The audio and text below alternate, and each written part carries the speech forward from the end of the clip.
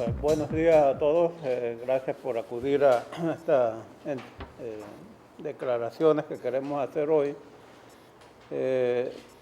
Como han visto, el día lunes se dio el asesinato de un miembro del PRD, el señor Mesina, y las graves acusaciones hechas por su esposa, candidata también del PRD, contra otro copartidario, el señor Pineda, diputado de la República, lo que nos genera una gran preocupación por el clima de tensión, por el clima de enfrentamiento que puede estar siendo predictivo de la forma violenta como pueden darse las elecciones hacia el 2014. Pero más allá de eso, vemos nosotros que las autoridades, a pesar de que por voz del ministro Mulino, quien anunció en un determinado momento que los partidos políticos estaban infiltrados por la narcomafia, no se ha hecho nada para detener esa grave influencia que está teniendo las pandillas vinculadas al narcotráfico. Es peligroso que esta situación pueda generar incluso un deseo de detener incluso las elecciones, producto de la supuesta violencia que se genera en estos momentos. Creemos importante que las personas decentes, el pueblo decente de Panamá, se oponga enérgicamente a que se continúe con este clima de violencia, de inseguridad ciudadana, de inseguridad de quienes creemos firmemente que la democracia tiene que ser construida en un clima de paz y justicia social. Ya desde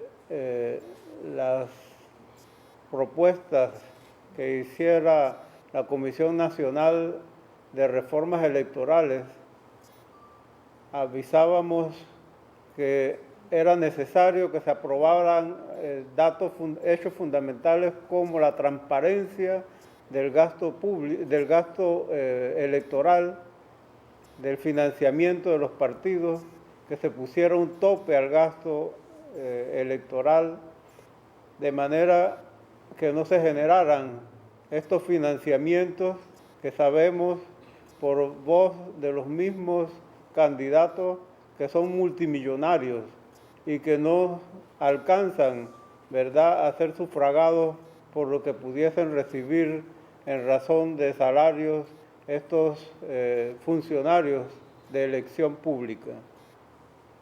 De manera que otros intereses están detrás del financiamiento de estos candidatos, de estos partidos, que llevan a las pugnas que estamos viendo y que llevan a la violencia que empieza con estos hechos, aun cuando hay algunos antecedentes previos a lo que sucedió el día lunes. Nosotros creemos firmemente en que debe haber una conducta ética en medio de estas elecciones. Firmaremos un pacto ético próximamente, el pacto ético electoral, aun cuando lo consideramos limitado para la necesidad que tiene el país de llevar adelante unas elecciones limpias y en tranquilidad para todos los ciudadanos, y para lograr realmente un cambio, un adesentamiento del país por la vía de sus candidatos decentes a las elecciones. Queremos hacer un llamado a la población que se sume a esa propuesta que hacemos de adecentar el país mediante la elección de políticos decentes y no vinculados al narcotráfico, no vinculados a los intereses mezquinos de quienes lo único que ansían es aumentar sus riquezas y dejar de un lado los intereses de la población panameña, ignorando la necesidad que para que exista paz tiene que haber justicia social tiene que haber reconocimiento de los derechos económicos, sociales, políticos y culturales del pueblo panameño. Nuestra propuesta va dirigida a eso y por eso hacemos ese llamado para que se sumen a nuestra propuesta de construir un país realmente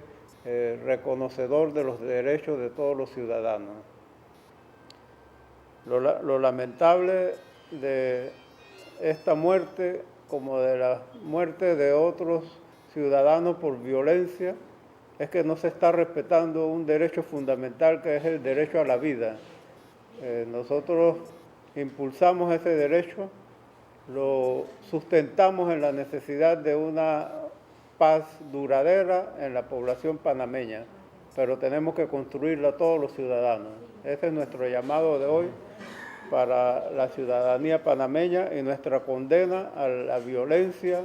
que se está generando a partir de esos intereses económicos oscuros que hay detrás de los candidatos políticos de la partidocracia.